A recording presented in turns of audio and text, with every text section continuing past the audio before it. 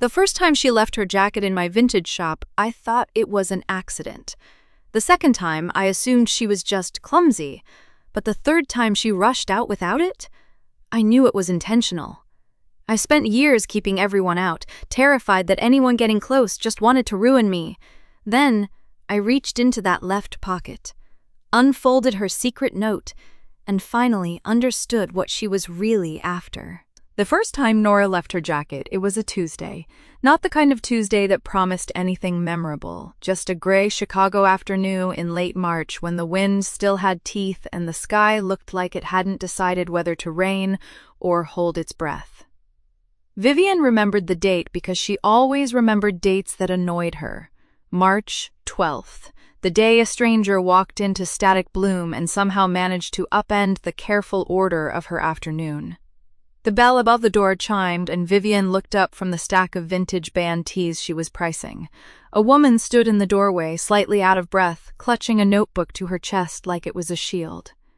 Her hair was a messy blonde bun, strands escaping in every direction.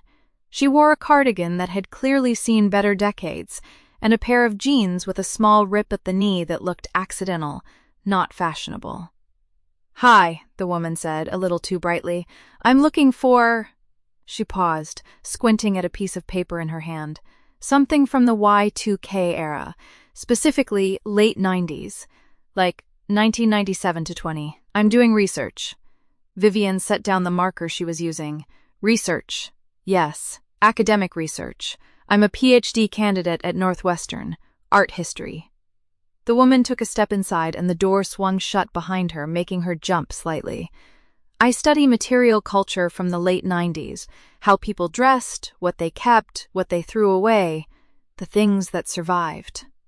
"The things that survived," Vivian repeated, her voice flat. She gestured vaguely at the racks around them.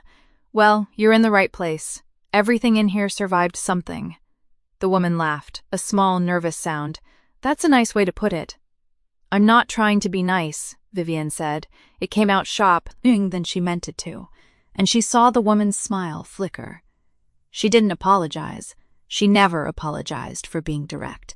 That was the whole point of running a shop where she could control exactly who came in and how long they stayed. The woman introduced herself as Nora, and she wandered through the store with the slow, deliberate attention of someone who was actually looking, not the casual browse of a tourist or the hurried scan of someone killing time before a meeting. She picked up a beaded purse from 1998 and turned it over, examining the lining. She ran her fingers along the stitching of a silk slip dress. She crouched down to look at a pair of platform sneakers that Vivian had been meaning to put in the window display. "These are from the spring 1999 collection," Nora said, almost to herself. "You can tell by the sole pattern. They only made them in white and silver." She looked up, and for a second her nervous energy settled into something focused, almost confident. "This is a good find. Not a lot of these made it." Vivian felt something shift in her chest, a small, unwilling flicker of respect. Most people who came into her shop couldn't tell a 1997 piece from a 2002 piece. They just saw a vintage and assumed it was all the same. But this woman knew. She actually knew. "Thanks," Vivian said, and she meant it, even though she didn't want to. Nora beamed, and the nervousness came rushing back. She stood up too quickly, bumped her hip against a rack of jackets, and sent 3 of them sliding off their hangers. "Oh, I'm sorry," she said, bending down to grab them, her face flushing pink. "It's fine," Vivian said, coming around the counter. She knelt down and helped gather the jackets, her hands moving quickly, efficiently. She could do this in her sleep. "Thinks you basically did do this in her sleep." Nora stood up, holding one of the jackets, a chunky corduroy bomber from the late 90s, mustard yellow, in surprisingly good condition. She looked at it for a moment, then at Vivian, and something passed between them that Vivian couldn't quite name. It was brief, barely a second, but it felt like a crack in the glass. "This one's nice," Nora said softly. "It looks like something you'd see in a 1998 issue of Sassy, the kind of thing a girl would borrow from her older sister and never give back." Vivian almost smiled. "Almost. It's from a lot I picked up in Ohio. A woman was selling her teenage daughter's old clothes. She said the daughter had moved to Portland and didn't want them anymore." "That's sad," Nora said. that someone could just leave behind something that was such a big part of who they were. Vivienne didn't have an answer for that. She took the jacket from Nora and hung it back up, smoothing the sleeve. "It's a good piece. If you want, I can hold it for you." "No, that's okay," Nora said quickly. "I'm not really in the market for buying, just looking. For research." She gestured vaguely with her notebook, and then she checked her phone and winced. "I have to go. I have a seminar at 4, and I'm already late." She gathered her things, her bag, her scarf, her phone, and made for the door. She stopped at the threshold, turned around, and said, "Thank you. This was actually really helpful. I'll probably be back, if that's okay." "Store's open," Vivienne said. "I'm here most days." Nora nodded, gave another small, nervous smile, and disappeared out the door. The bell chimed again, and then the shop was quiet, and Vivienne was alone with the racks of clothes and the faint smell of old leather and dust and the straw. Singer, unsettled feeling that she had just met someone who might not be entirely like the others. It wasn't until 2 hours later, when she was closing up, that she noticed the jacket. It was hanging on the back of a chair near the fitting room, not one of the store's jackets, but a woman's Carhartt-style work jacket, a faded olive green with a worn collar and a couple of patches on the elbows. Vivienne walked over and picked it up. It was soft, well-loved, the kind of jacket someone had worn for years. It smelled faintly of coffee and something floral, maybe hand lotion. She stood there, holding it, for longer than she should have. Then she folded it neatly and placed it on her counter, next to the register. Nora didn't come back that week. Vivienne told herself she didn't care. It was just a jacket. People left things all the time. Hats, scarves, umbrellas, the occasional phone. She had a drawer full of forgotten belongings, things she kept in case someone came back for them. She always did her due diligence. She never threw anything away. But she found herself looking at the jacket more than she should. She moved it from the counter to a hook behind the register, where it hung like a quiet reminder of the woman who had known about the platform sneakers and the spring 1999 collection. On Friday, Marcus came in, holding a record under his arm and a cup of coffee in his hand. He was a big man, with a big laugh and a beard that always had something in it, usually crumbs. He was the only person in the neighborhood who could walk into Static Bloom without knocking first. "Vivienne," he said, setting the record on her counter. "Got a new B-side for you. You're going to hate it." "Then why are you giving it to me?" "Because it's my job to keep you humble." He noticed the jacket, hanging behind the register, and raised an eyebrow. "What's that? You start taking in laundry?" "It's a customer's jacket," Vivienne said. "She left it here." "Uh-huh, and you hung it up like it's on display?" "It's in the way of the new stock." Marcus squinted at her, a grin spreading across his face. "Sure it is. That why you keep looking at it?" "I'm not looking at it. You were looking at it when I walked in. You were looking at it like it might disappear if you blinked." Vivienne turned away, busying herself with a stack of folded band tees. "I don't have time for this, Marcus." "Mm-hmm." He took a sip of his coffee, not letting it go. "You know, for a woman who made a whole career out of being unimpressed, you're doing a terrible job of being unimpressed right now. Get out of my store. I'm going. He picked up his record and headed for the door, but paused at the threshold. "For what it's worth, that jacket's a good color on you. Brings out your eyes." The bell chimed as he slipped out, and Vivienne could still hear his laugh echoing from the sidewalk. She stood alone in the quiet shop looking at the jacket on the hook. The light from the window caught the faded fabric, the worn patches on the elbows. She thought about the woman with the messy bun, and the notebook, and the nervous laugh. The way she'd said, "the things that survived." The way she'd looked at the mustard corduroy bomber like it was a piece of history, not just a piece of clothing. Vivienne walked over to the hook and touched the sleeve of the jacket. It was soft, worn in all the right places. She lifted it to her face just for a second and inhaled.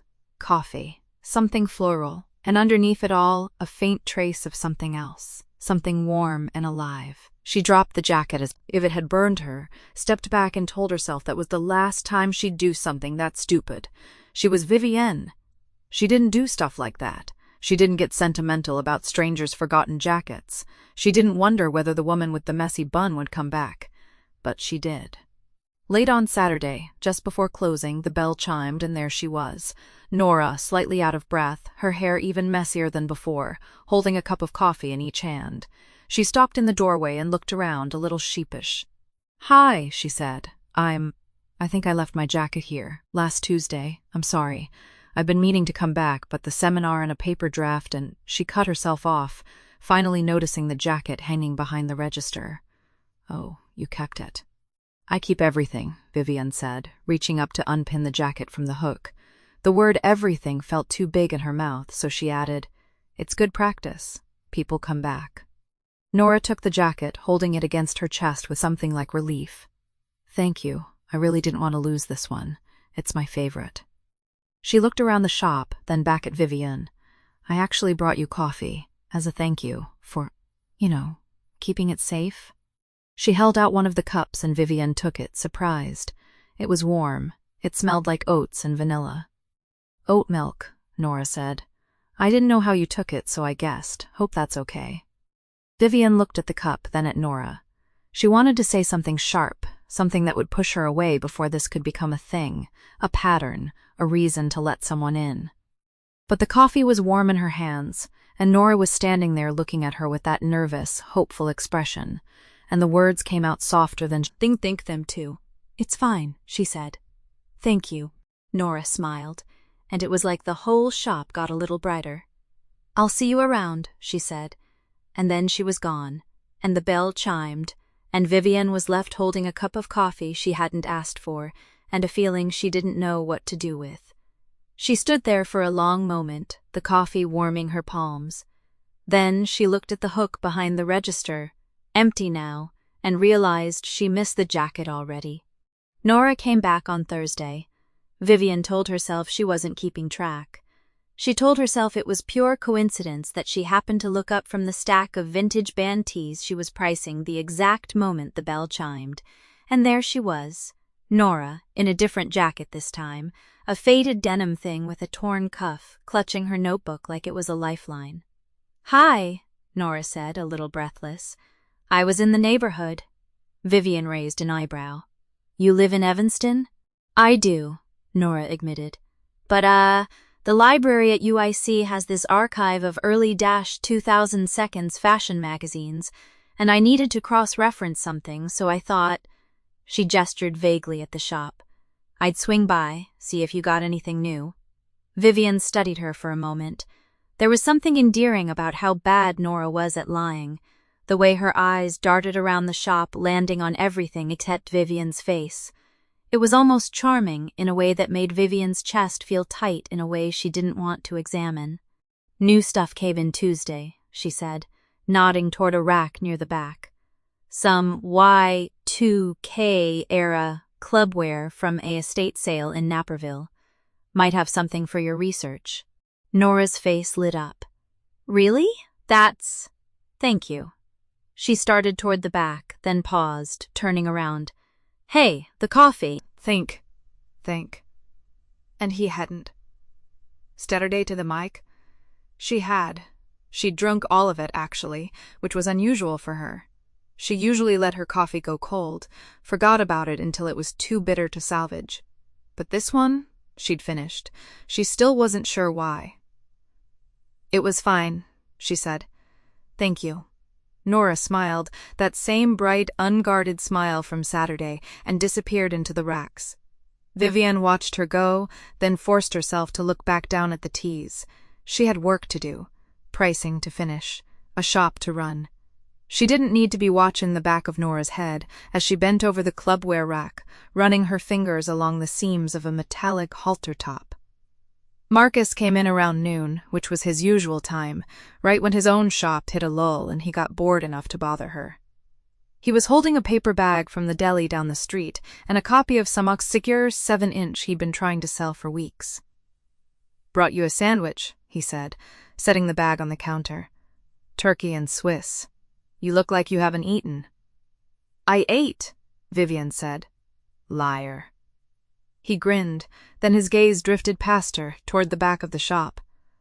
Oh, you have a customer. Don't sound so surprised.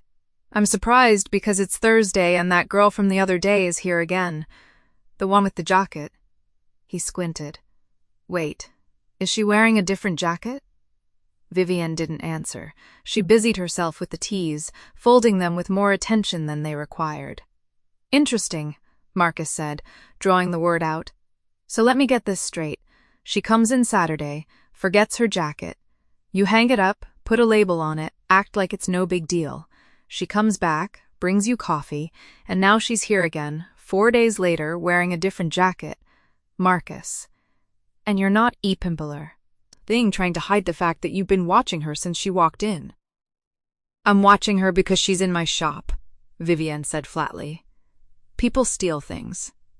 From a vintage store? What are they going to steal? A pair of 1999 sunglasses? Those are worth something. Marcus laughed, leaning against the counter. Okay, but seriously, she's nice. A little jumpy, but nice. You could use a nice person in your life. Vivienne's jaw tightened. She didn't want to have this conversation, not here, not now, not with Nora somewhere in the back of the shop, probably within earshot. I don't need anyone in my life, she said quietly. I'm fine. Marcus's grin faded. He knew her well enough to know when to push and when to back off. He held up his hands. All right. Just saying. He grabbed his sandwich and headed for the door, pausing with his hand on the frame. But Vivienne, you're allowed to let people in. It's not a crime. He left before she could answer. Nora emerged from the racks about 20 minutes later, holding a pair of silver hoop earrings that caught the light when she moved. These are amazing, she said, holding them up. Do you know what these are? These are from a limited run in early 20. They were in that one music video, the one with the rain scene, Vivienne finished. Yeah, I know. That's why I picked them up. Nora looked at her with something like appreciation. You really know your stuff. I've been doing this a while. They stood there for a moment, an awkward silence settling between them. Nora shifted her weight from foot to foot, then glanced at the clock on the wall. Oh, I have a seminar at 2. I should get going. Vivienne nodded, ringing up the earrings. Nora paid, and as she was tucking her wallet away, she shrugged, think off the denim jacket. It's warm in here, she said, fanning herself. Your heating's on too high. It's not on. Then it's just, warm. Nora laughed nervously, and before Vivienne could say anything, she draped the denim jacket over the back of a chair near the counter. I'll just leave this here for a second. Vivienne watched her do it, watched her pretend not to be doing it. There was something so deliberate about the way Nora set the jacket down, like she was making sure it would be seen. You're not going to forget that, are you? Vivienne asked. Nora blinked. What? No, of course not. It's hot. She was already backing toward the door. I'll grab it next time, when I come back. You're coming back? To look at more stuff, Nora said quickly. For the dissertation. There's a lot of stuff here I haven't looked at. Catalogued, I mean. For the research. She was at the door now, hand on the bell frame. See you soon, Vivienne. And then she was gone. Vivienne stood there, staring at the denim jacket draped over the chair. It was a nice jacket, worn in all the right places, a faded patch on the elbow that looked like it had been sewn on by hand. She picked it up, surprised by how heavy it was. The fabric was thick, sturdy, the kind of denim they didn't really make anymore. She hung it on the hook behind the register, next to where the khaki one had been. Then she pulled out a blank tag, wrote Nora on it in her neat all-caps handwriting, and tied it to the sleeve. She stared at it for a long moment. Then she took it down, brought the sleeve to her face, and inhaled. It smelled like laundry detergent, the cheap kind, flowery but not overpowering. Underneath that there was something else, something warm, maybe a little sweet, like vanilla or the way skin smells after being in the sun. Vivienne hung the jacket back up. She told herself she'd just been checking the fabric quality. That's what she told herself. It was a lie, and she knew it, but she told it anyway. At 6 p.m. she closed the shop. The jacket stayed on the hook, labeled waiting. She locked the door, turned off the lights, and stood for a moment in the dark, looking at it. Twice now. Twice Nora had left something behind. Vivienne didn't know what it meant. She didn't want to know. But she'd noticed that the denim jacket had a small tear in the lining of the left pocket, and she'd already decided she'd fix it before Nora came back. Vivienne fixed the tear in the denim jacket on a Tuesday morning, before the shop opened. She didn't think about why she was doing it. She just threaded the needle, picked a color that matched the faded blue lining and made 3 clean stitches. Then she pressed the fabric flat with her fingers and held it up to the light. You couldn't even tell it had been torn. She hung the jacket back on the hook behind the register, where it had been for 6 days now, with the label she'd written in her neat, angular script, Nora. She looked at it for a moment, then added something underneath. She didn't think about that either. The shop opened at 9. The morning was slow, the way it always was on weekdays. A few regulars came in, browsed the racks, left without buying anything. Vivian didn't mind. She spent most of the morning reorganizing a shelf of vintage handbags and trying not to look at the door every time the bell chimed. She told herself she wasn't waiting for anyone. At 1:47 p.m., the door opened and Nora walked in. She was wearing a yellow sweater this time, soft-looking, slightly too big for her. Her hair was pulled, backed in a messy ponytail. She had a paper cup in each hand, and she was already blushing before she even said hello. "Hi," Nora said, slightly breathless. "I was, in the neighborhood?" Vivian raised an eyebrow. "You live in Evanston?" "I was at UIC's library," Nora said quickly. "Special collections. They have a digitized archive of late-90 seconds teen magazines. It's, very relevant to my research." Vivian didn't say anything. She just looked at Nora, who was holding out one of the cups like an offering. "It's a flat white," Nora said. "With oat milk? I didn't know if you'd like it, but I figured, you had the oat milk latte last time, so I drink those because the shop across the street only has oat milk," Vivian said. "I don't actually like them." Nora's face fell. "Oh, I'm sorry, But I finished it," Vivian said quietly. "So maybe I like them more than I think." Nora blinked. Then she smiled, a small, careful smile, and held the cup out again. Vivian took it. The coffee was warm through the cardboard sleeve. Vivian held it for a moment before drinking. She noticed Nora was still holding the other cup. "What's that one?" Vivian asked. Nora looked down at the second cup, almost like she'd forgotten she was holding it. "Oh, this one's just, a regular latte. I thought maybe I'd have one too, if you wanted company, while you drink yours." It was such a clumsy, transparent excuse that Vivian almost laughed. Instead, she nodded toward the worn velvet armchair in the corner of the shop, the one she kept for no particular reason except that it was comfortable. "Sit," she said. "If you're going to drink coffee in my shop, you might as well do it somewhere that won't leave a ring on the counter." Nora sat. She held her coffee with both teething hands, looking around the shop with the same wide-eyed attention she'd had on her first visit. Vivian leaned against the counter, watching her. "You said you were doing research," Vivian said, "on Y2K material culture." Nora nodded, her eyes brightening. "It's a dissertation on how late-90 seconds consumer objects shaped identity, fashion, magazines, technology, the things people bought and kept and threw away, and what those objects said about who they wanted to be." "That's the most academically pretentious thing I ever heard," Vivian said. Nora laughed, a real laugh, not the nervous one she'd been using. "It's not pretentious. It's just, I think the objects we hold on to say more about us than the ones we let go." Vivian took a sip of her coffee. It was good, creamy, not too sweet. "She didn't say that. Like the shop," Nora continued, gesturing around her. "You've curated all these things. Someone else might see just old clothes and clutter, but you see the stories, I see the stitches," Vivian said. "And the fabric quality, and whether the person who made it actually cared about what they were making." Nora tilted her head. "And do you think they did?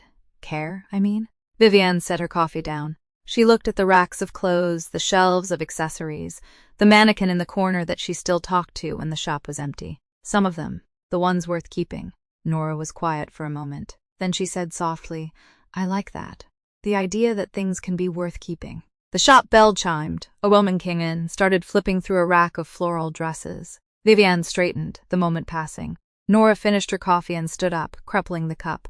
"I should go," she said. "I have a seminar at 4. Vivian nodded. She didn't say anything about the fact that Nora had been there for less than half an hour. She didn't say anything about the fact that Nora had brought her coffee, unprompted, without expecting anything in return.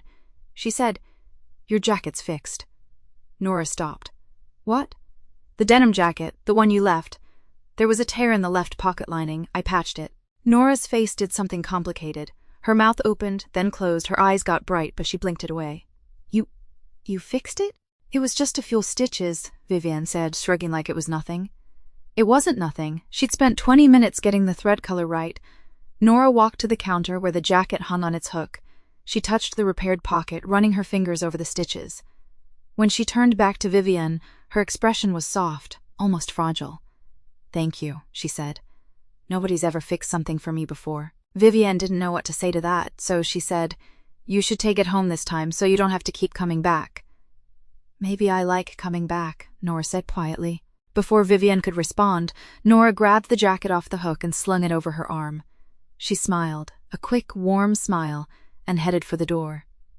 "See you tomorrow?" Vivian asked. She didn't mean to say it out loud. The words just slipped out before she could stop them. Nora paused at the door, turning back. "Only if I have a reason to." "You could always leave your jacket again," Vivian said. Nora laughed. It was a bright, genuine sound that filled the shop. "I might just do that." She left. The bell chimed behind her. Vivian stood behind the counter, looking at the empty hook where the denim jacket had hung for 6 days.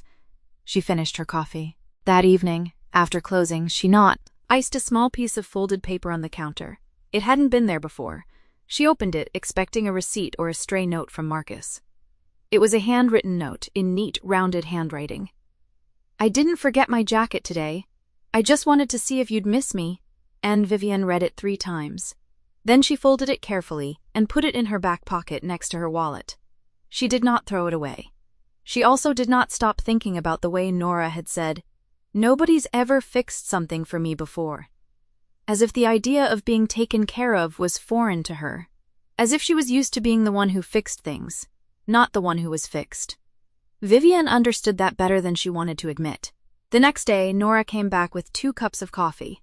She didn't pretend to be in the neighborhood. She just walked in, set 1 cup on the counter, and said, "Flat white, oat milk. I remembered you like it."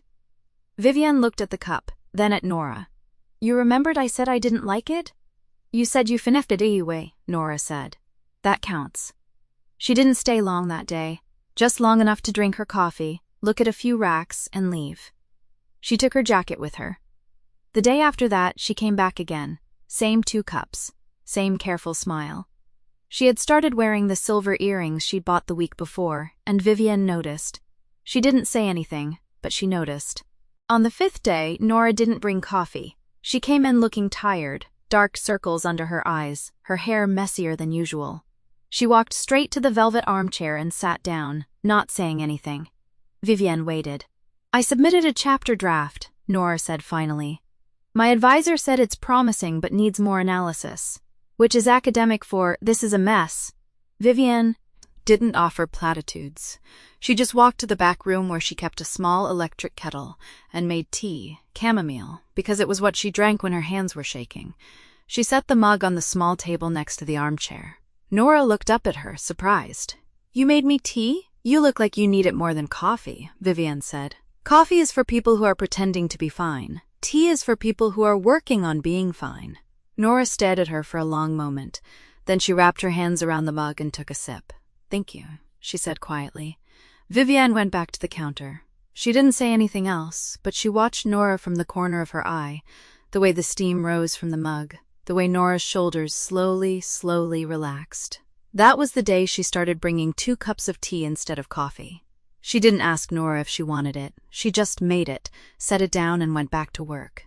And every day, something warm and unspoken settled a little deeper between them.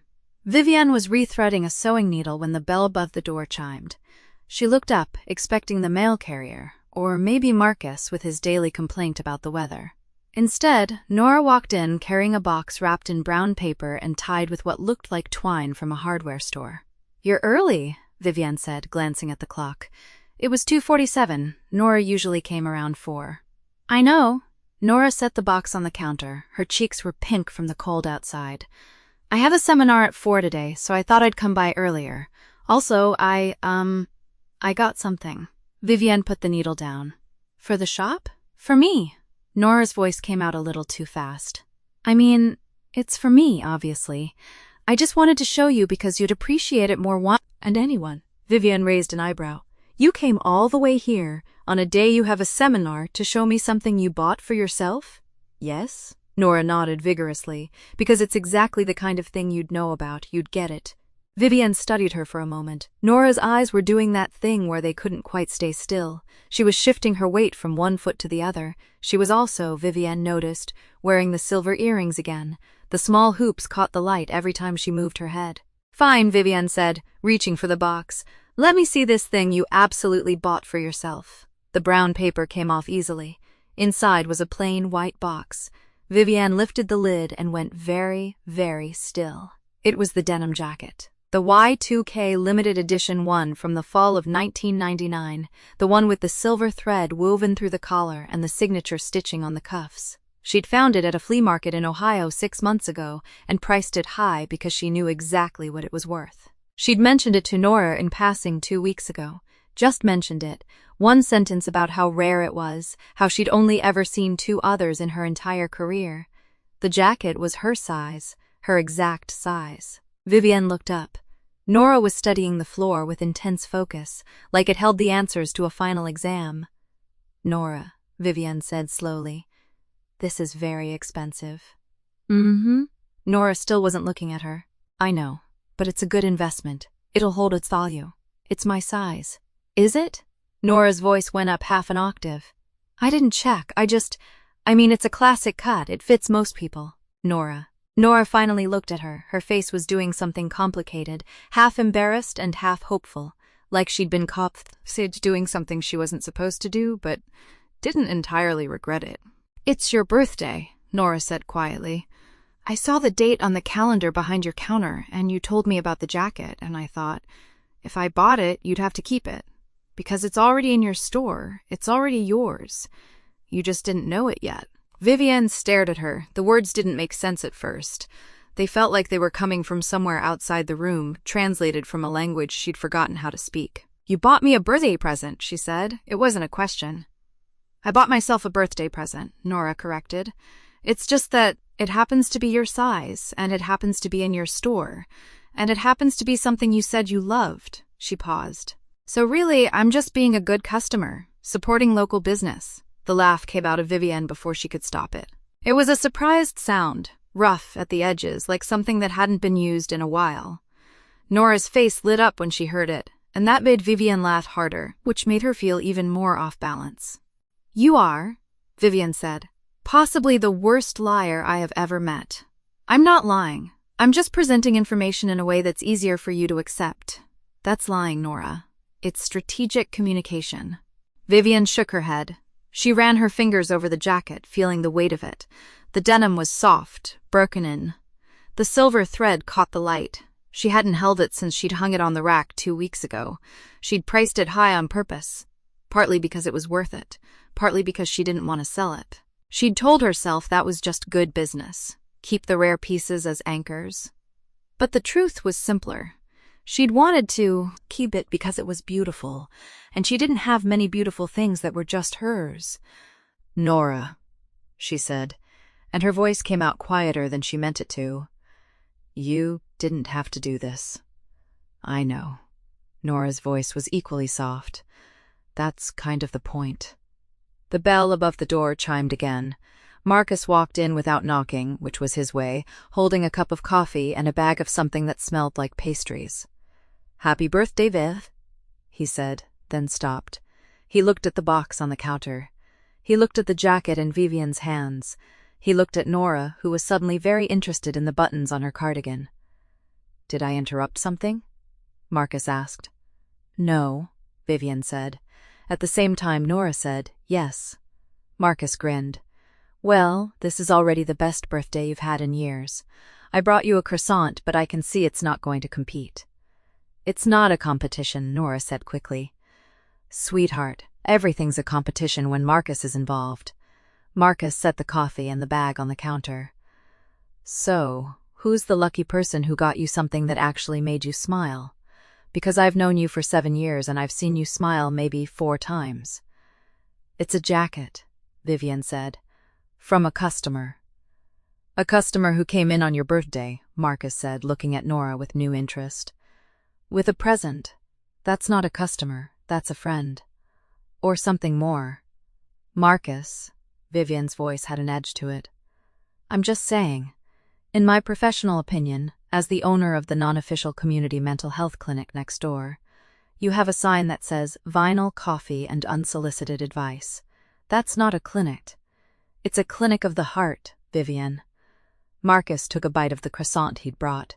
And my professio. Think diagnosis is that you should keep that jacket. And also, maybe, the person who gave it to you. Nora's face went red.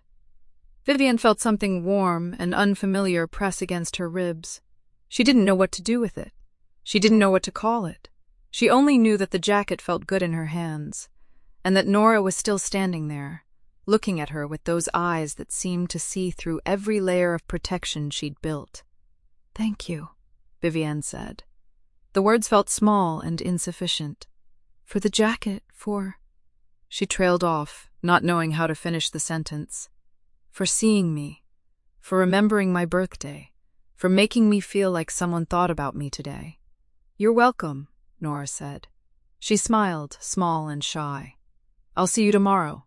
I'll bring coffee, the usual." "2 cups," Vivian said. Nora's smile widened. 2 cups. She left. The bell chimed. Marcus was watching Vivian with an expression that was way too knowing. "She's not a customer," Marcus said. "She's a customer," Vivian said, hanging the jacket on the rack behind the counter. But she hung it facing out. She hung it where she could see it. She hung it where everyone who came into the shop would see it. She told herself that was because it was a rare piece. She told herself that was because it deserved to be displayed well. She didn't tell herself the truth, that she wanted to see it, that she wanted to remember that someone had thought about her today, that she wanted to remember the way Nora's face looked when she said, "It's your birthday." After Marcus left, Vivian stood in the quiet of her shop. She touched the sleeve of the jacket. The denim was soft. The silver thread glinted. She didn't put it back on the rack with the other vintage pieces. She hung it on the behind the register, where she could see it every time she looked up, where if Nora came back tomorrow, she'd see it too, where if she was honest with herself, she'd see it every day and remember that someone had walked into her shop and chosen her, without wanting anything back. Vivian had spent years learning how to spot a fake, how to tell real vintage from clever reproduction, how to see the small signs of wear that proved a piece had lived a real life. She didn't know what to do with the fact that Nora was the most authentic thing she'd encountered in years. She didn't know what to do with the fact that she wanted to believe it. The next morning, Vivian opened Static Bloom at 7:02. She told herself she wasn't early because of anything in particular. She just liked the quiet. She hung her own jacket on the hook by the register, the denim one with the silver thread. It had been there since yesterday, and she had already developed a habit of glancing at it when she unlocked the door, when she turned on the lights, when she counted the days float.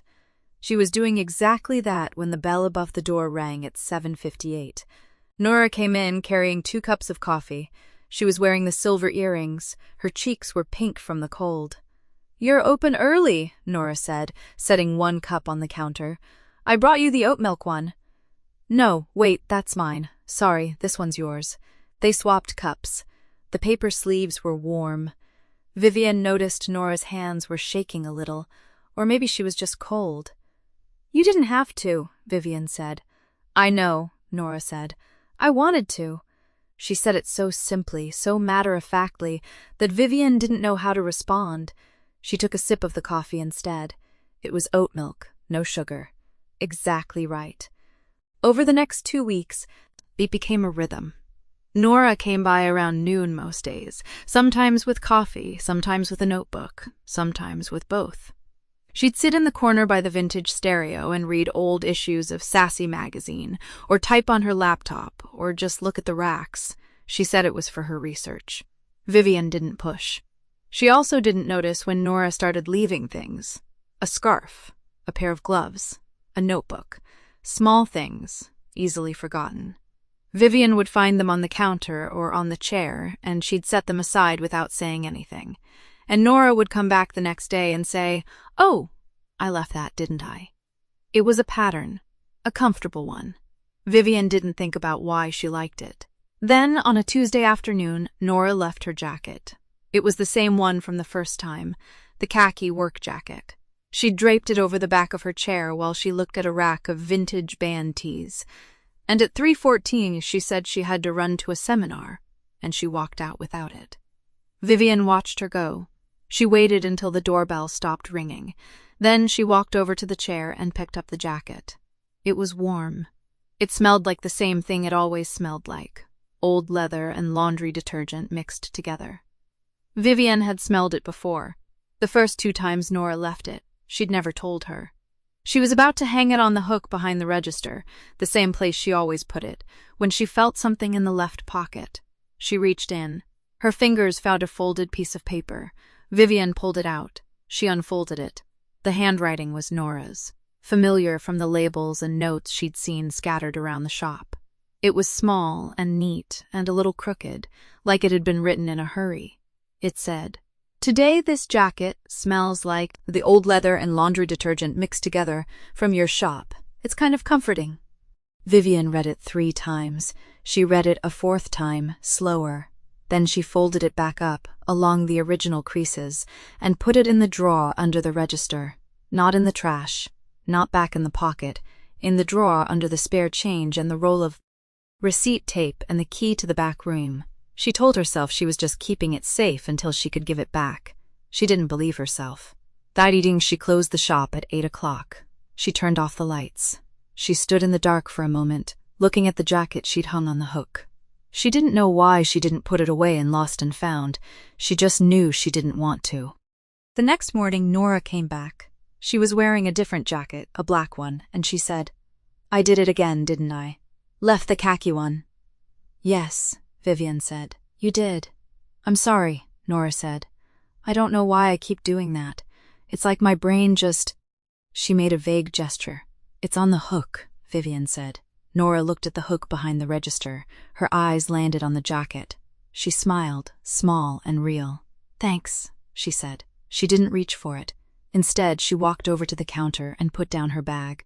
She pulled out her laptop and settled onto the same chair she always sat in, the one with the good light from the front window. Vivian watched her for a moment. Then she said, "Your thesis, what's it actually about?" Nora looked up. Her eyebrows rose. "You've never asked that before." "I'm asking now." Nora closed her laptop.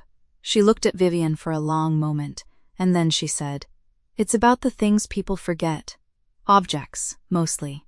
The material culture of the 90s, things that were mass-produced and then discarded. The things that survive because someone decided they were worth keeping." She paused.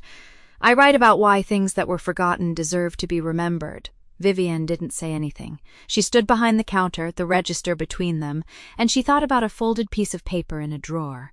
"Why do you ask?" Nora said. Vivian shrugged. "Curious. You don't strike me as someone who asks questions just to be curious." The words hung in the air. Vivian felt the edge of them, sharp in a way that wasn't unkind but was exact. Nora had a way of seeing through things that Vivian was used to hiding. She looked away. She picked up a stack of receipts and straightened them, even though they were already straight. "I just wondered," she said. "That's all." Nora nodded. She didn't push. She opened her laptop again and started typing, and the sound of the keys was steady and soft. Vivian watched her for a moment longer than she meant to. Then she opened the drawer under the register, just a little, just to see the corner of the paper still there, and closed it again. She didn't know what to call the feeling in her chest. It wasn't bad, it was just unsteady, like standing on a floor that had always been solid and suddenly feeling it move. That evening, after Nora left without taking the khaki jacket again, she said she'd get it tomorrow. She was in a hurry. Vivian stood at the counter and looked at the hook. She took out the folded note from the drawer. She read it one more time. Then she put it back, closed the drawer, and told herself she'd give it back tomorrow. She didn't. Nora came back for the jacket the next afternoon, just like she said she would.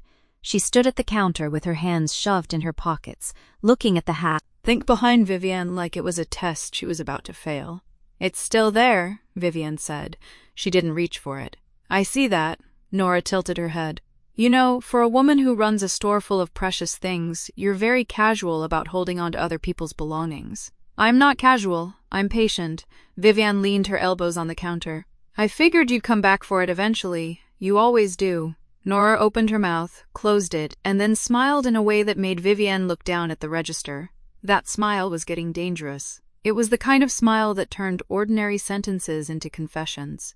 Can I get it now? Nora asked. In a hurry again? Kind of. I have a meeting at 3. Vivian reached for the khaki jacket on the hook. She held it out, and for a moment their fingers grazed the same patch of worn canvas. Nora's hand was warm. Vivian's was not, and she noticed too late that she should have let go first. Thanks, Nora said softly. She folded the jacket over her arm but didn't put it on. I'll bring it back. Bring it back? For you to hold, or for me to forget again. Nora shrugged. Either way, I'll be here. Vivian watched her walk out, the jacket swinging from her hand like a flag she was proud to carry. The bell above the door chimed, and the shop was quiet again. That was when Marcus poked his head in from the record store, holding a mug of coffee like he owned the place. So, he said, the jacket finally left the building. That's progress.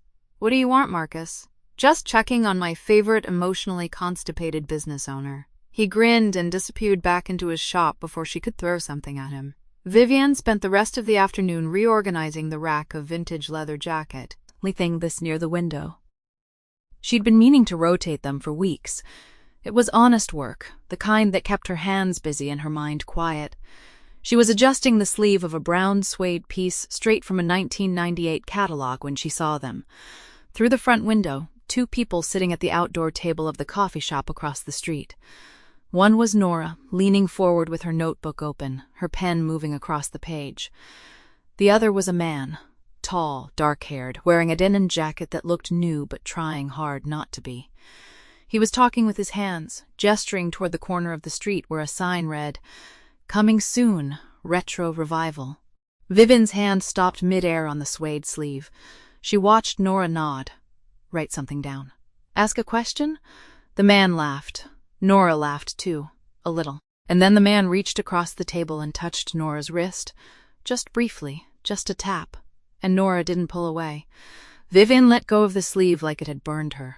She didn't realize she was still staring until Marcus's voice came from the doorway. Hey, you okay? You look like someone just told you your favorite vintage store closed down. Fine. She turned away from the window.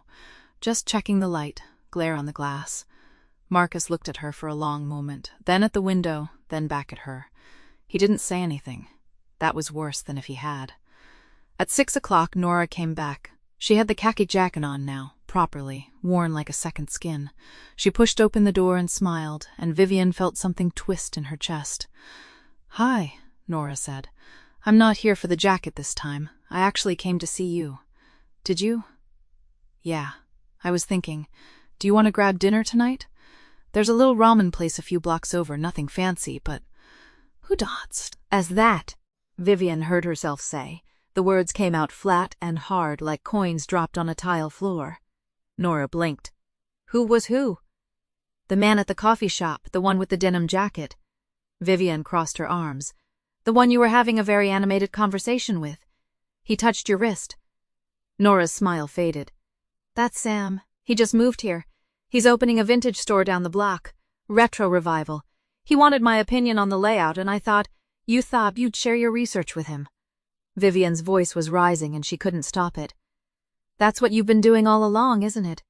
Coming here, forgetting your jacket, leaving little notes, gathering material, getting close so you can hand it all over to the competition. That's not true. Nora's voice was quiet now, careful. Vivian, that's really not what's happening. Oh, don't. Vivian held up a hand. Don't stand there and tell me what's happening. I know exactly what this looks like. I've seen it before. Someone comes in, all sweet and curious, asks a lot of questions, makes you feel like you matter, and then one day you find out it was for a project, a portfolio, a business plan, and you were just the convenient resource. Nora's face went pale. She opened her mouth, closed it, and for a long moment she just stood there, holding the khaki jacket like it was the only thing keeping her upright. Was that really what you think of me? She asked. Her voice cracked on the last word. I think... Vivian stopped. The anger was still there, hot and familiar, but underneath it was something worse. Fear. The same fear she'd felt when the auditors came, when she realized how much of her life had been a setup she hadn't seen coming. "I think you should go," Vivian said. "And take your jacket with you. Don't leave it here again." Nora looked at her for a long moment. Her eyes were bright, but she didn't cry. She nodded once, slowly, and turned toward the door. "I wasn't doing that," she said quietly with her back to Vivian. "I was coming here because I wanted to, because you were the reason I kept coming back. Not the store, not the research. You." The bell chimed. The door closed. Vivian stood alone in the middle of her shop, surrounded by racks of clothes that other people had loved and let go of. She looked at the hook behind the register. It was empty. The khaki jacket was gone, and she was the one who had told it to leave. She sat down on the stool behind the counter and put her head in her hands. The silence of the store pressed in on her, heavy and familiar. She had built this quiet on purpose. She had made sure no one could get close enough to leave a mark. But Nora had left a mark anyway, and now the silence felt like a wound. The rest of that day passed in a blur of small mechanical motions. Vivian straightened racks that didn't need straightening. She refolded a stack of band tees that were already perfectly folded. She answered a customer's question about sizing with a voice that sounded like it belonged to someone else. Every time the bell above the door chimed, her head snapped up, and every time it was a stranger, she felt the disappointment settle deeper into her chest, like a stone. She didn't close early. That would have felt like admitting something. Instead, she stayed until the streetlights flickered on and the last window shopper drifted away. She locked the door, turned off half the lights, and stood in the dim glow of the display window, looking at the empty hook behind the register. The jacket had been there for weeks. She had gotten used to its presence, the way it hung there like a quiet promise that someone would come back. Now the hook was just a hook again, just a piece of brass screwed into a wall. She was still standing there when the knock came at the back door. Not the front, the back.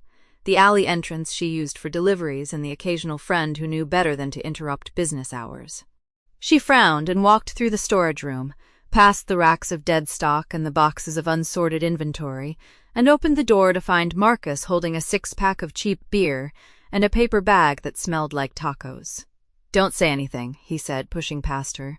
"I brought dinner and I'm not leaving until you eat at least half of it." "I'm not hungry." "Didn't ask if you were hungry. Said you're going to eat." Vivian watched him set the bag on the cluttered desk in the corner of the storage room. He cracked open a beer and held it out to her. She didn't take it. He shrugged and set it on the desk beside the tacos, then leaned against a rack of 90 seconds windbreakers and crossed his arms. "So," he said, "you gonna tell me what happened, or do I have to guess? Because I've got about 12 guesses, and most of them involve you being an idiot." "I'm not in the mood." "Tough." Marcus pulled the paper bag open and pulled out a taco. "I've known you for 8 years, Viv. You don't lock yourself in the storage room at 9 o'clock on a Tuesday because you're fine, and you don't stare at the back door like it's gonna open into a better timeline. So, what happened?" She didn't answer. She stood in the doorway, arms crossed, jaw tight, staring at the floor. The silence stretched.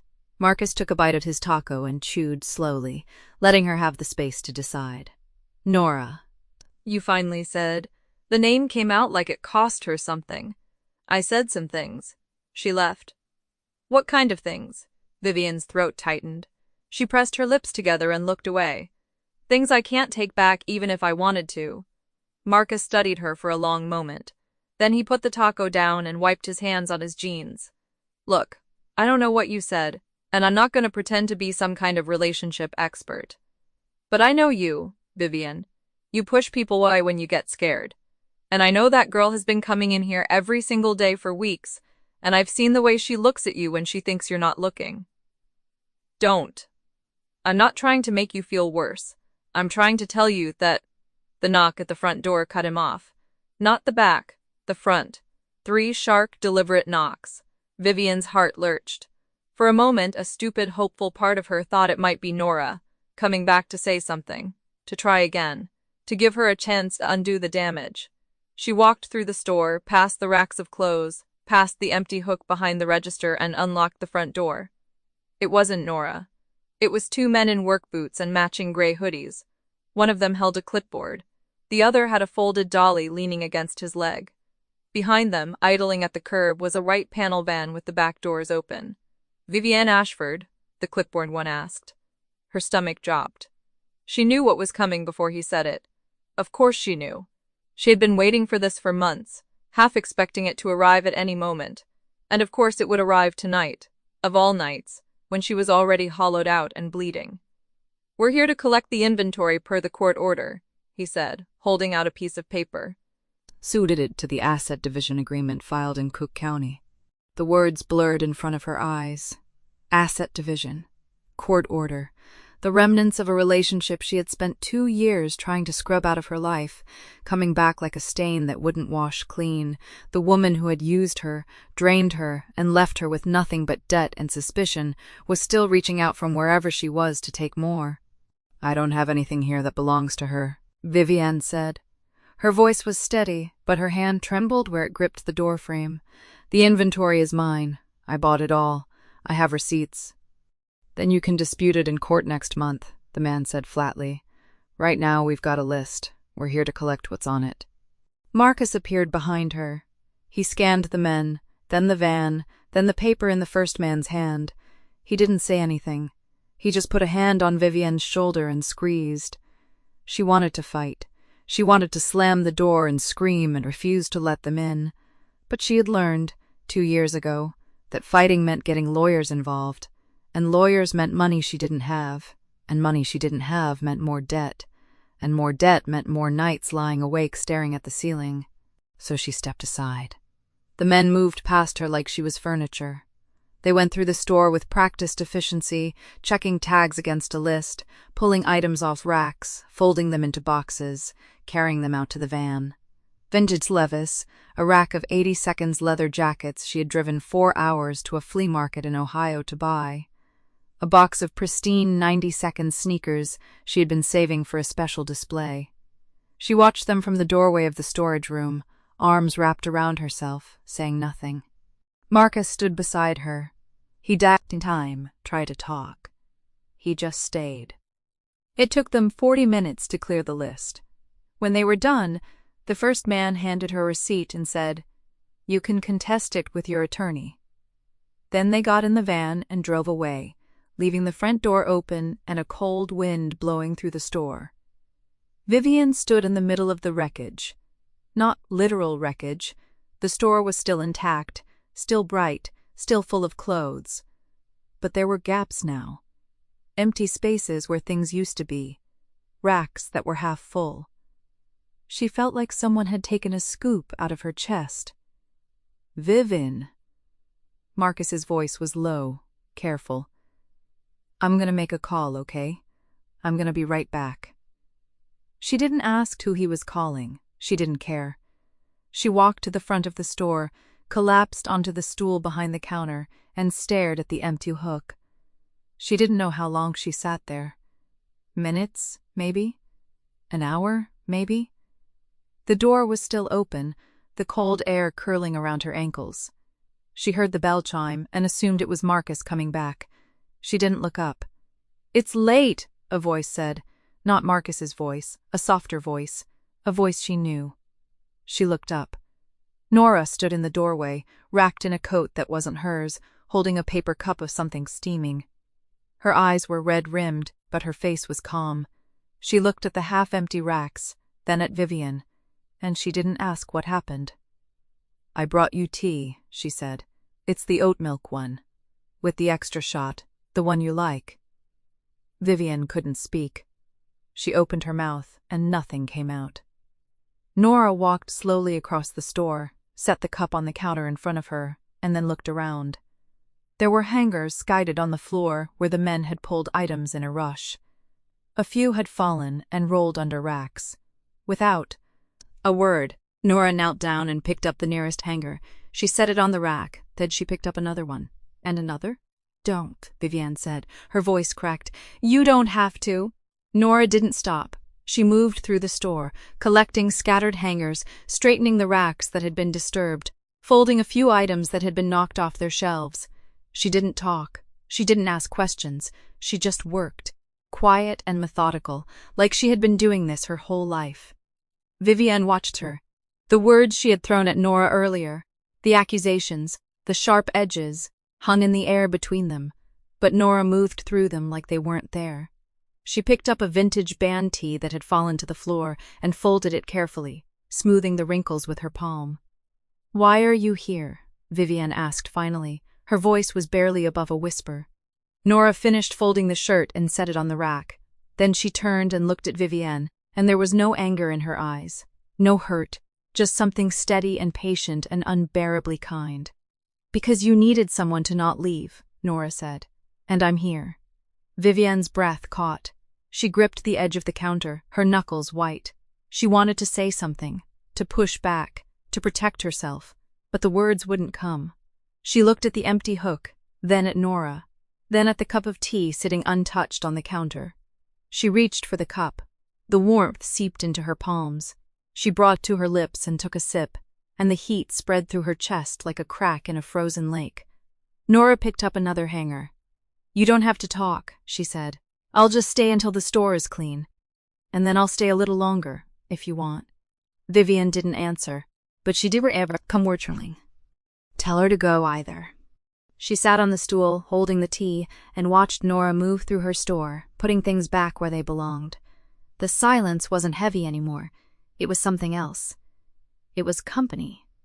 By the time Marcus came back, the store was tidier than it had been in weeks. He stopped in the doorway, took in the scene. Nora on her knees by a low rack, Vivienne still on the stool, the empty cup of tea beside her, and let out a long breath. "I'll lock up on my way out," he said quietly, and slipped back out the front door.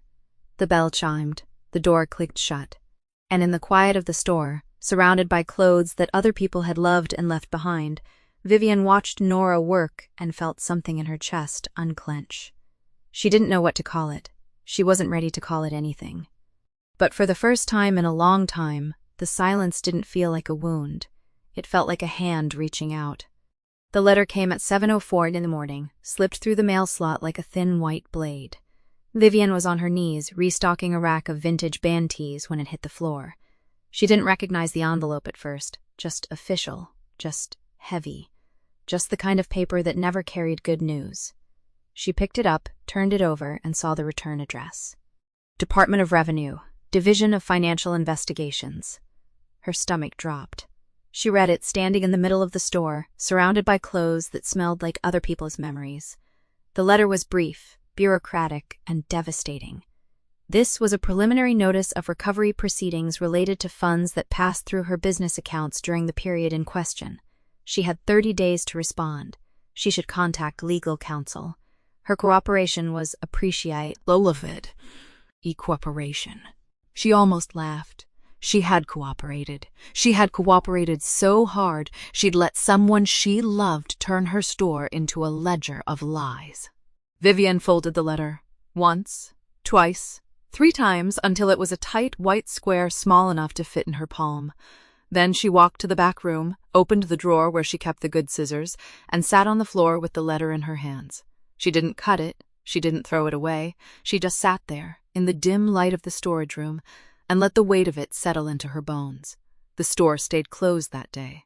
No lights, no open sign, no Vivienne leaning against the doorframe with her arms crossed, watching the neighborhood wake up. The blinds were pulled down, the door locked, and the little bell above the entrance hung silent and still. Marcus noticed by noon. He knocked once, then twice, then pressed his face against the glass and cupped his hands around his eyes. He saw the dim shape of the store, the racks of clothes like sleeping ghosts. He texted Vivienne. No response. He called, straight to voicemail. He stood there for a long moment, chewing his lip, then walked back to his record shop and picked up his phone again. The afternoon light over Wicker Park was the color of milk tea. Nora arrived at 4:37. She had the jacket over her arm, the same one, the third one, the one she'd left in the store so many times it had its own unofficial home behind the counter. She didn't knock. She didn't call out. She just sat down on the curb across from the store, hugged the jacket to her chest, and waited. She waited through the golden hour, when the sun turned the street signs amber and the shadows stretched long across the pavement. She waited through the 5:20 bus that rumbled past, through the group of teenagers laughing their way down the block, through the first cool breath of evening air that made her pull the jacket tighter around her shoulders. She didn't pull out her phone. She didn't look at her watch. She just sat, a small figure in a patch of dying light, and she waited. Inside the store, Vivian had moved from the storage room floor to the stool behind the counter. She'd unlocked the door, not the front door, just the one between the shop and the back hallway, and she could hear the street through the walls, could hear the sound of someone sitting very still, very close, not asking for anything. The sun went down. The street lamps flickered on. From her seat on the curb, Nora's reflection appeared faintly in the darkened glass of the shop window. She didn't move. She didn't wave. She just sat there, a ghost in a borrowed jacket, waiting for a door that might never open. At 8:12, the front door opened. Vivian stood in the doorway, backlit by the single lamp she'd turned on behind the counter.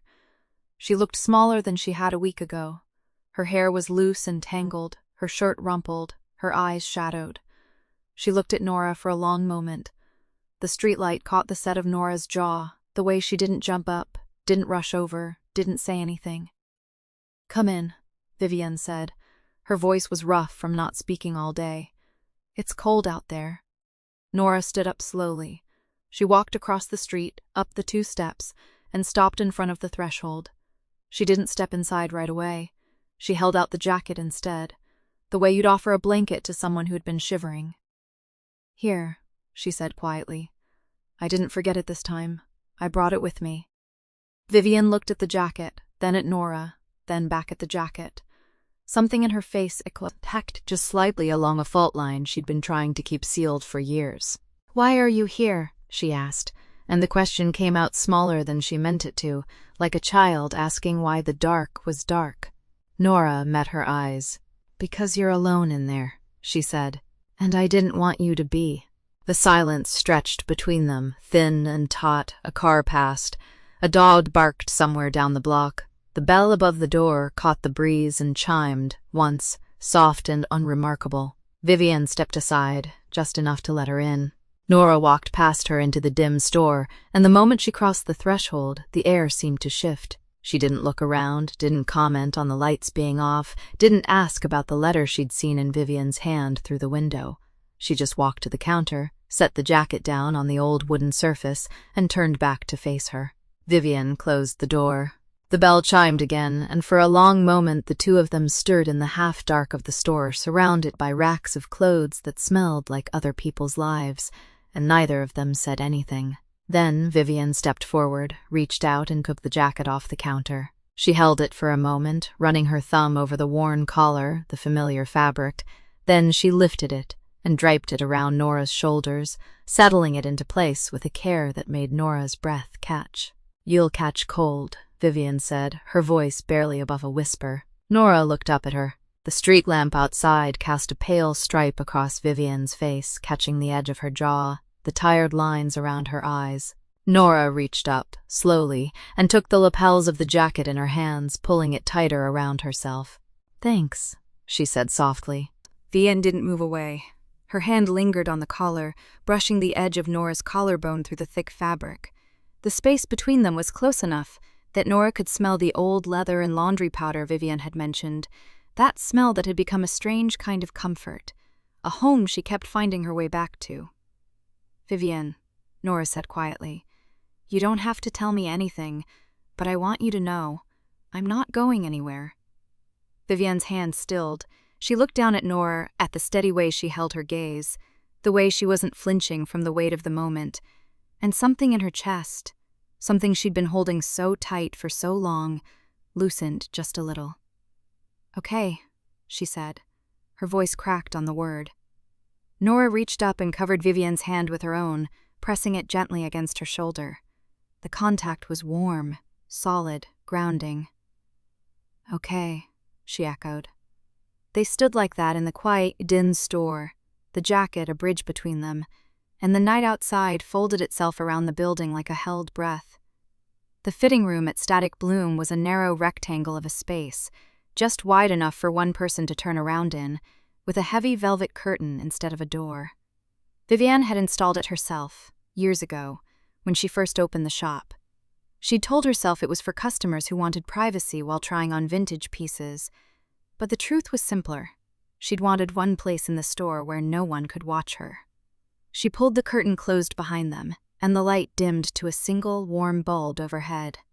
The walls were lined with faded posters from 90s fashion magazines, Kate Moss in a slip dress, a young Naomi Campbell in a leather jacket, and the air smelled of dust and old fabric and something faintly floral. Nora stood in the center of the space, still wearing the khaki jacket Vivienne had draped over her shoulders, and she didn't ask why they were here. Vivienne leaned against the far wall, arms crossed, and for a long moment, she just looked at Nora.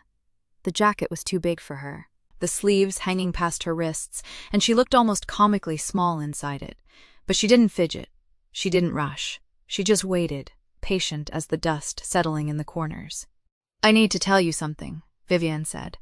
Her voice was low, careful, like she was testing the weight of each word before letting it go.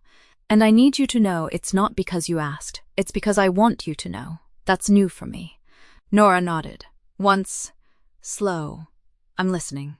Vivienne took a breath that seemed to cost her something. She'd practiced this speech 100 times in her head, in the dark hours when sleep wouldn't come. But now that the moment was here, the words felt like they were being pulled out of her by force. 2 years ago, I was seeing someone, a woman named Celeste. She was beautiful, sharp, funny. She came into the shop one day and told me she'd been looking for a place like this her whole life. A bitter smile flickered at the corner of her mouth. I thought she meant the store. Nora's hands were still at her sides. She didn't move toward Vivienne, didn't reach out, just stood there, a steady presence in the flickering light. She was a financial consultant, or so she said. She offered to help me with the books, said I was too busy curating to worry about numbers. I was flattered. I'd been running this place alone for 4 years, and she made it seem easy. Vivienne's jaw tightened. She used my accounts to move money. Not a lot at first, just enough to test the waters. Then more. Didn't know until the first letter arrived. By then she was gone, and I was left with the mess. The silence stretched between them, thick as the velvet curtain. Vivienne looked down at her own hands, at the calluses from years of hauling garment racks and steaming vintage pieces. "The investigation is still open. They keep sending letters. I've been paying a lawyer to stall, but the debt is—" She stopped, swallowed. "The debt is more than I can manage alone. Some days I think it would have been easier if she'd just robbed me outright. At least then I could hate her without having to wonder what I did wrong." Nora's breath caught, barely audible, but she didn't speak. "I stopped letting people get close after that," Vivienne said, her voice dropping to something barely above a whisper.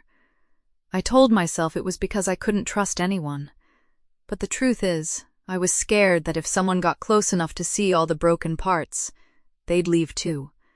And I didn't think I'd survive another person walking out." The words hung in the air, raw and unfiltered.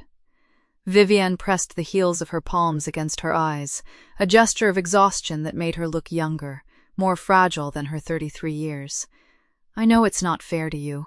You've been nothing but kind, and I've been waiting for the other shoe to drop. That's not on you. That's on me." Nora finally moved. She stepped forward slowly, the way to touch a wounded animal. When she was close enough, she reached up and took Vivienne's hands, gently pulling them away from her face. The khaki jacket slipped from her shoulders and fell to the floor between them, a soft heap of fabric and warmth. "You asked me once what my thesis is about," Nora said, her voice quiet but steady. "I told you it's about things that think forgotten and why they deserve to be remembered." "That's true, but it's not the whole truth." Vivienne's eyes were red-rimmed. She didn't pull away. "The whole truth is that I came into your shop 2 years ago, 3 days after you'd had that letter from the tax office. I didn't know you then. But I saw you standing behind the counter, rearranging the same stack of vintage band tees for the 5th time, and you looked so tired, and I thought—" Nora's voice caught. "I thought someone should stay. Someone should just stand here and not leave." Vivienne made a sound that was half laugh, half sob. "You were 24. You didn't even know me." I knew enough, Nora said. I knew you were someone who needed to be reminded that not everyone leaves. The words landed like a hand pressed against an open wound, not painful, but startling in their gentleness. Vivian stared at her, and for the first time something in her face cracked open.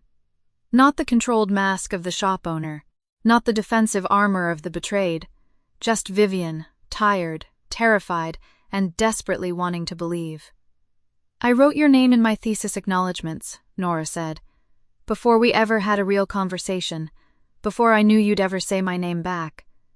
I wrote it because I wanted someone to know that this place, and the person who runs it, mattered to me. That's the whole truth. The curtained room felt impossibly small now, the air between them charged and fragile. Vivian reached down, picked up the jacket from the floor, and held it against her chest like it was something precious. The smell of old leather and laundry powder rose up, familiar and strange all at once. Why do you keep leaving this here? Vivian asked, her voice barely a whisper. Nora smiled, a small, watery thing. Because think it's a reason to come back. The answer broke something loose in Vivian's chest. She closed the distance between them in one step, and before she could think about what she was doing, she pressed her forehead against Nora's. The contact was soft, tentative, the way you'd touch something you were afraid to break. I don't know how to do this, Vivian admitted. I don't know how to let someone in without waiting for the door to slam. Then we'll figure it out together, Nora said. Slowly, at your speed. I'm not going anywhere. Vivian's hand, still holding the jacket, came up to rest against Nora's shoulder. She felt the warmth of her through the fabric, solid and real, and for the first time in 2 years, the fear in her chest loosened its grip. Okay, she said, and this time her voice didn't crack. Okay, Nora echoed. They stood there, foreheads touching, the jacket pressed between them like a promise, and the night outside the curtained room held its breath, waiting for what came next. The morning after the fitting room, the sun came up over Wicker Park the way it always did, gold and indifferent, spilling across the cracked sidewalk in front of Static Bloom. Vivian stood behind the counter at 6:47 a.m., a full 13 minutes before opening, and realized she had no idea what she was supposed to do with her hands now that they weren't holding on to fear anymore. She put the kettle on, then she took it off, then she put it back on. The jacket was folded in the stool beside the register, the same one it had occupied on and off for the past 3 months. Except now, instead of waiting to be reclaimed, it looked like it was waiting to be given. There was a difference, she thought, between holding something for someone and holding something for yourself. She wasn't sure which one she was doing anymore. At 7:00 a.m. exactly, the door chimed. Nora stood in the doorway, wearing a yellow sweater that was 2 sizes too big and holding a paper cup in each hand. She had dark circles under her eyes, the kind that come from staying up too late talking about the kind of things you don't say twice. But she was smiling, small and uncertain, the way she smiled when she wasn't sure she was allowed to be somewhere. You're early, Vivian said. You're open, Nora replied. She walked to the counter and set one of the cups down in the exact spot where she'd been leaving coffee for 2 months. The spot had a faint ring stain now, a watermark of accumulated mornings. Vivian looked at it and felt something in her chest rearrange itself. Oat milk latte, Nora said. No sugar, but I got you a different one today. Hazelnut, just to see if you'd try it. Vivian picked up the cup. The wart seeped through the cardboard into her palms, and she remembered, suddenly, the way Nora's shoulder had felt under her hand the night before. Solid, real, not going anywhere. I'll try it, she said. Nora blinked, as if she hadn't expected that answer. Then she smiled, wider this time, and something in her shoulders relaxed. Okay, she said. Good. That's good. They stood there for a moment, the shop quiet around them, the racks of old clothes holding their breath. Then Nora looked down at the folded jacket on the stool, and her expression shifted into something softer. You kept it, she said. You kept leaving it, Vivian replied. That's fair. Vivian picked up the jacket. She had folded it the way you fold something you want to keep, sleeves crossed over the chest, collar smoothed flat. She had thought about this moment all night, lying awake in her apartment above the shop, replaying the feeling of Nora's forehead against hers. "I've been thinking," she said, "about what you said, about the jacket being the reason you came back." Nora's cheeks flushed. She looked down at her hands, then back up. "I meant it. I know you did. That's what scared me." Vivian took a breath. "But I think I'm done being scared. Or at least I'm done letting it make my decisions for me." She held the jacket out, not dropping it, not tossing it, not setting it down on the counter to be forgotten. She held it out, arms extended like she was offering something more than a piece of clothing. "This time," she said, "I want you to actually take it home." Nora stared at the jacket. Then she looked at Vivian's face. Then she looked back at the jacket. And her eyes got that wet shine that Vivian had learned to recognize over the past 3 months. "You're really giving it back," she said softly. "I'm really giving it back. Even though it's been the reason I keep coming here, especially because of that." Vivian took a step closer. "Because I don't want you to need a reason anymore.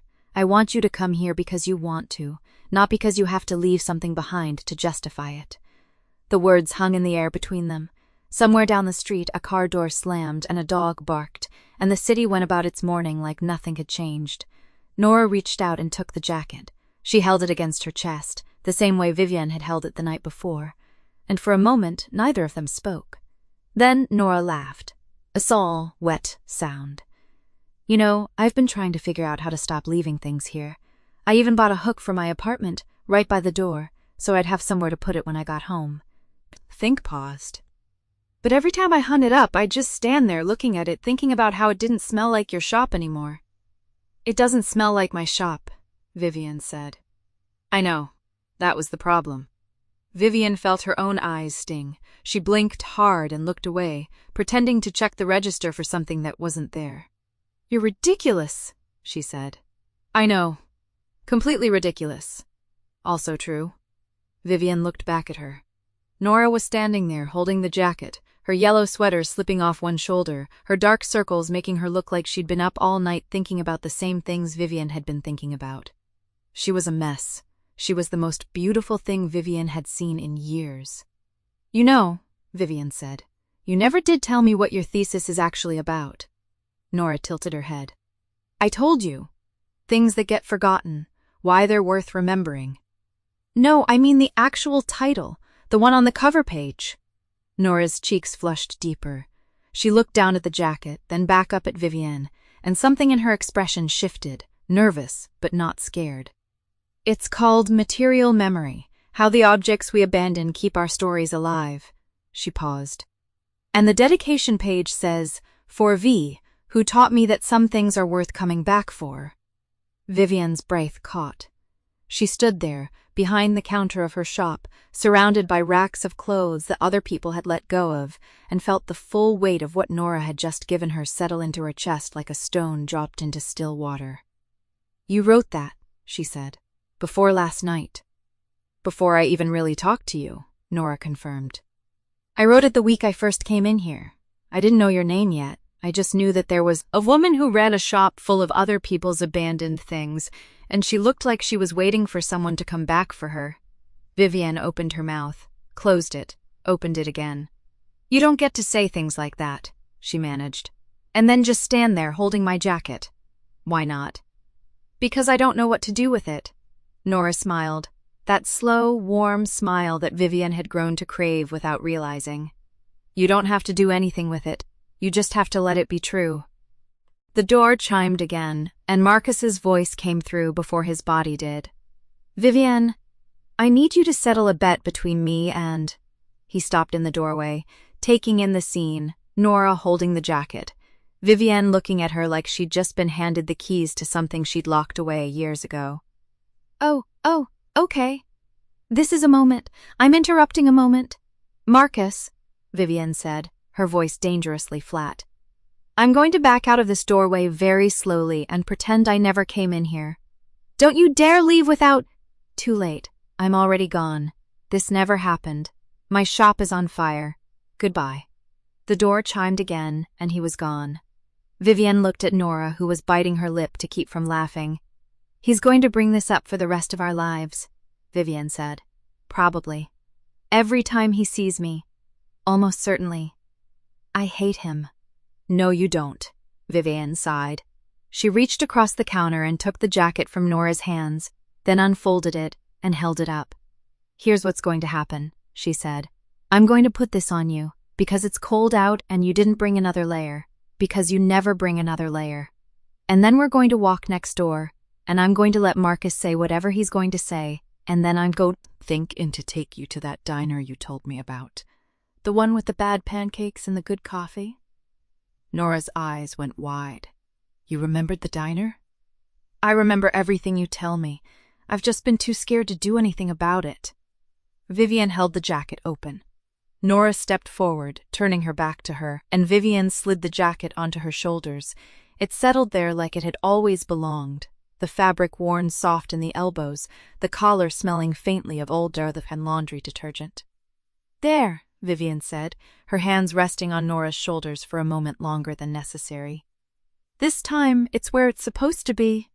Nora turned around. They were close now, closer than they'd been in the fitting room. The light from the shop windows falling across Nora's face in a way that made her look golden. You know, Nora said, her voice soft, you told me to take it home, but I think I'd rather leave it here. Why? 'Cause then I'd have to come back for it again, and I think I want to keep coming back for it, for a long time. Vivian's hands were still on Nora's shoulders. She could feel the warmth of her through the fabric, the solid reality of a person who had chosen to stay. Then leave it, she said. Leave it here. I'll keep it safe. I'll keep it on the stool behind the counter where I can see it, and every time you come back, I'll be here. That's a lot of responsibility, Nora said. I know. Are you sure you're ready for it? Vivian looked at her, the girl who kept accidentally losing her jacket, the girl who wrote her name in a dedication page before she'd even learned her story, the girl who had stood in the dark outside a shuttered shop, holding a jacket waiting for her to open the door. I've never been more sure of anything, think, in my life, she said. And then, because it was the only thing left to do, she leaned in and kissed her. It was soft at first, tentative, the way their foreheads had touched in the fitting room. Then Nora's hand came up, pressed against her cheek, warm and steady, and the kiss deepened into something that felt like coming home. When they finally pulled apart, Nora was smiling, her eyes still wet. You know, she said, that's the first time I've ever been glad I lost something. Vivian laughed, the sound surprising even herself. Come on, let's go let Marcus say his piece before he bursts. She took Nora's hand. They walked out of the shop together, into the late morning light, and the sign on the door of Static Bloom swung gently behind them. Inside, on the stool behind the counter, the spot where the jacket had sat for 3 months, held a faint impression in the denim, the ghost of a thing that had been waiting to be claimed. By the time they came back from the diner, Marcus had already taped a piece of paper to the front window. It read, in his messy handwriting, "Jacket reserved for Nora, no longer in the lost and found. Owner found." Vivian left it there. She figured it was the truest thing anyone had ever written about her shop. Some things are left behind just to give us a reason to stay. That khaki jacket never went to the lost and found again. Where are you watching this story from today? Leave your city in the comments below. Maybe you'll find your reason to stay too.